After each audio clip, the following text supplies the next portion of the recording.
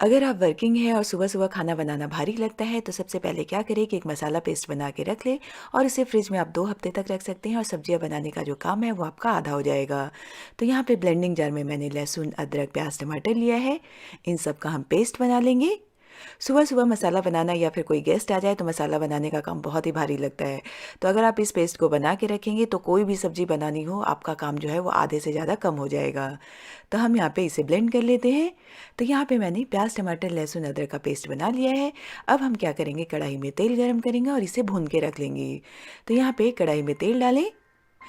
तेल हम थोड़ा ज़्यादा यूज़ करेंगे क्योंकि हमें पेस्ट को प्रिज़र्व करना है।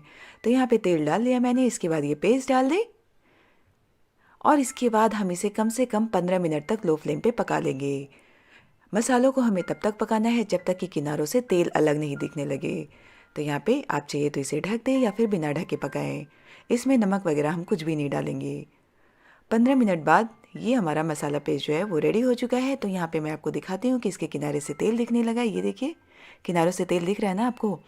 तो हमें इस मसालों को इतना ही पकाना है। अब हम गैस को बंद कर देंगे और उसके बाद इसे अच्छे से ठंडा हो जाने देंगे। इस पेस्ट को हमें फ्रिज में स्टोर करना है, इसलिए इसे अच्छे से पंखे के नीचे रख के ठंडा कर ले।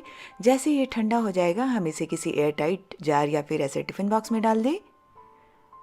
इस पेस्ट को फ्रिज में रख के आप 2 हफ्ते तक आराम से यूज़ कर सकते हैं। तो यहाँ पे जार को अच्छे से बंद कर दें और इसके बाद फ्रिज में रख दें। जब भी आपके घर में कोई गेस्ट आए या फिर सब्जी बनानी हो तो बस ऐसे क्या करें कि 2 चम्मच ये पेस्ट डाल दें। पेस्ट के अलावा जो भी मसाले आप इसमें यूज़ करते हैं वो इसमें डाल दें। तो बस प्याज टमाटर वगैरह काटने की ज़रूरत नहीं है, बस ये पेस्ट डालें और उसके बाद जो सूखे मसाले आप यूज़ करते हैं वो डाल दें और उसके बाद इसे भून के पानी डाल के आप इसे पका लें। तो है ना सब्ज़ी बनाना बहुत आसान। यहाँ पे आपने देखा कि मैंने पनीर को बस फ्राई कर लिया, उसके बाद ये डाल दिया। और अगर आपको ग्रेवी वाली चाहिए तो ग्रेवी वाली बनाए, सूखी चाहिए तो सूखी बनाए और सब्ज़ी जो है वो आपकी 5 से 7 मिनट में रेडी हो जाएगी। ये किचन टिप आपके हर काम को आधा कर देगा।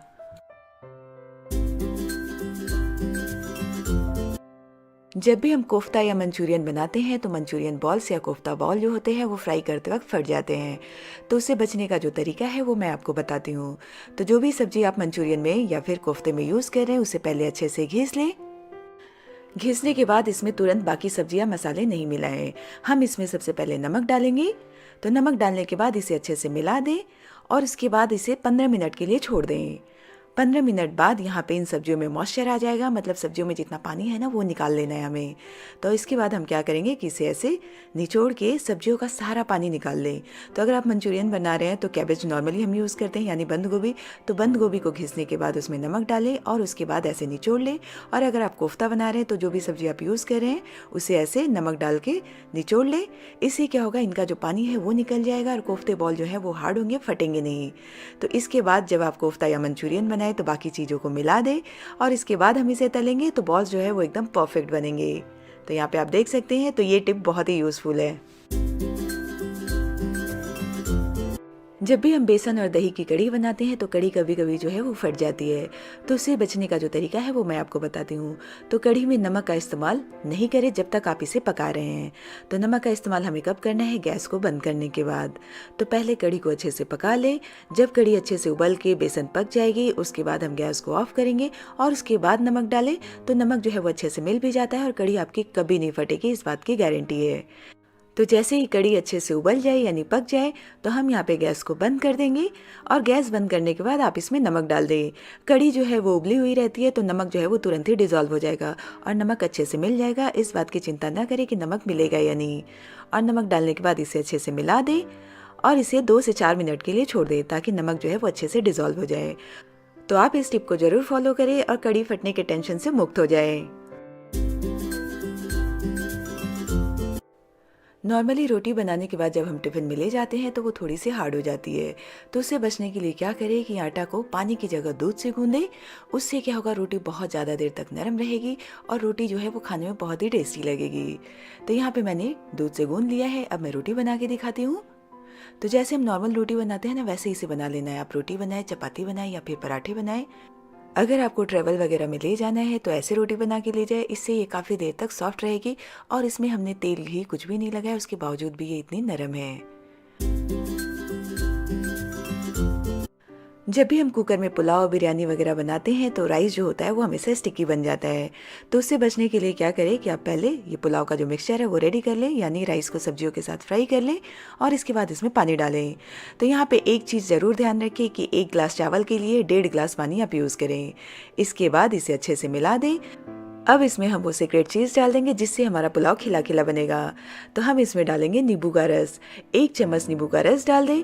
नींबू का रस डाल देने से पुलाव या बिरयानी जो भी आप बनाए वो खिले खिले बनेंगे, एक दूसरे से चिपकेंगे नहीं।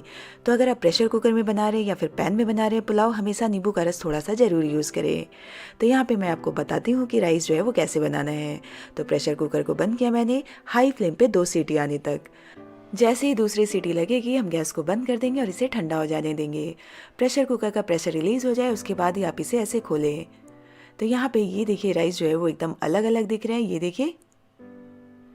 तो है ना, प्रेशर कुकर में पुलाव या बिरयानी बनाए सब खिले खिले बनेंगे। बस एक टिप से कि आपको राइस बनाते वक्त थोड़ा सा नींबू का रस डाल देना है। तो यहाँ पे ये मैं पुलाव आपको निकाल के दिखाती हूँ। ये मैंने तुरंत बनाया, आप देख सकते हैं। तो ये वाला टिप भी आप ज़रूर ट्राई करें अपनी कुकिंग में, ये आपको बहुत ही यूज़फुल लगेगा।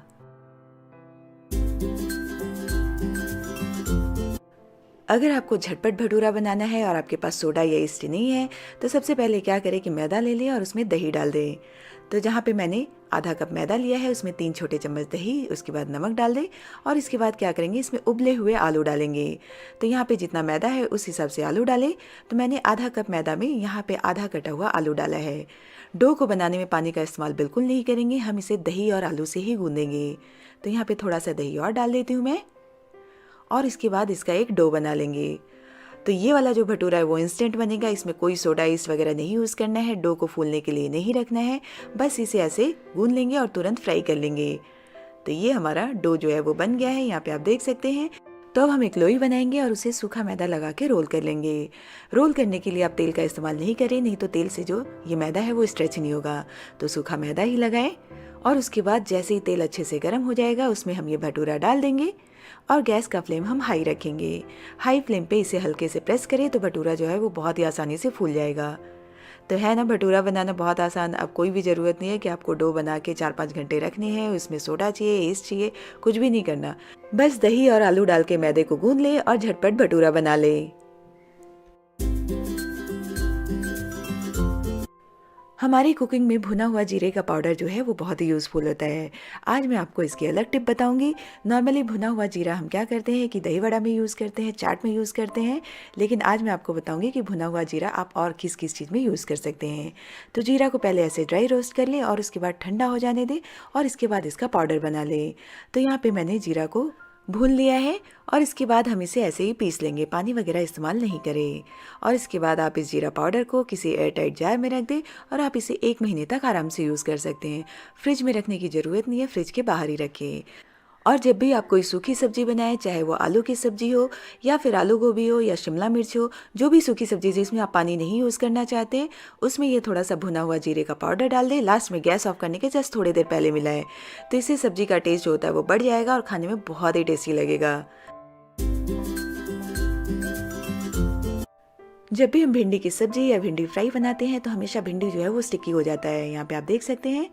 तो इससे बचने का जो तरीका है कि भिंडी आधा जब पक जाए तो इसमें आप नींबू का रस डाल दें। तो यहाँ पे 1 बड़ा चम्मच ऐसे नींबू का रस डाल दें। नींबू का रस डालने के बाद गैस का फ्लेम तेज रखें और उसके बाद भिंडी को पका लें। इससे क्या होगा, भिंडी जो है वो स्टिकी नहीं बनेगी, क्रिस्पी बनेगी, प्लस टेस्टी भी बनेगी। तो इसके बाद आप इसमें हल्दी डालें। नमक का इस्तेमाल आप पहले ही करें नींबू डालने के पहले। तो यहाँ पे नींबू का रस डालने के बाद मैंने बस हल्दी डाला, गैस का फ्लेम तेज रखा है मैंने और इसके बाद इसे ऐसे 4-5 मिनट के लिए भून लेंगे जब तक कि भिंडी जो है वो क्रिस्पी नहीं हो जाती। इस टिप को फॉलो करके अगर आप भिंडी फ्राई बनाएंगे तो कम तेल में आपकी भिंडी जो है वो क्रिस्पी बनेगी, टेस्टी बनेगी। तो जैसे ही भिंडी पक जाएगा किनारों पे ऐसे भिंडी को कर दें और उसके बाद गैस को ऑफ कर दें।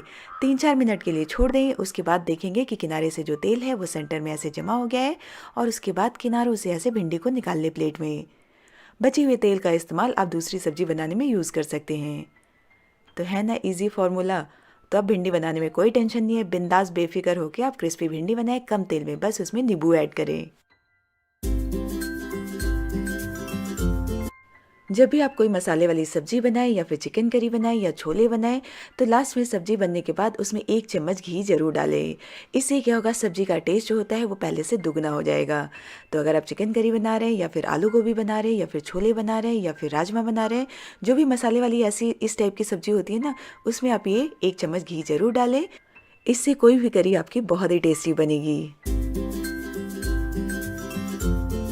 जब भी आप आटे की पूरी बनाएं तो डो बनाते वक्त आटे में थोड़ा सा नमक और सूजी मिला दें। इससे क्या होगा, पूरी जो है वो थोड़ी खस्ता बनेगी और अच्छे से फूलेगी। तो यहाँ पे मैंने 2 चम्मच सूजी डाल दिया है, आधी छोटी चम्मच नमक डाला और इसके बाद नॉर्मल पानी से हम इसे गूंद लेंगे। तो पहले सूजी और नमक को अच्छे से मिला दें आटा में और उसके बाद नॉर्मल पानी से हम इसे गूंद लेंगे। तो ये हमारा डो जो है वो रेडी हो चुका है। आप इस डो को 15 मिनट के लिए छोड़ दें, उसके बाद पूड़ी रोल करें और उसके बाद गरम तेल में आप इसे फ्राई कर लें। गैस का फ्लेम हमेशा हाई रखें पूरी को फ्राई करते वक्त, उससे पूरी जो है वो बहुत ही आसानी से फूलेगी और क्रिस्पी बनेगी। अगर तेल ज़्यादा गर्म हो चुका है तो गैस का फ्लेम मीडियम कर दें। तो यहाँ पे फूले फूले और खस्ता पूरी बनाने का जो टिप है वो मैंने आपको बताया, आप इसे ज़रूर ट्राई करें, आपको बहुत पसंद आएगा।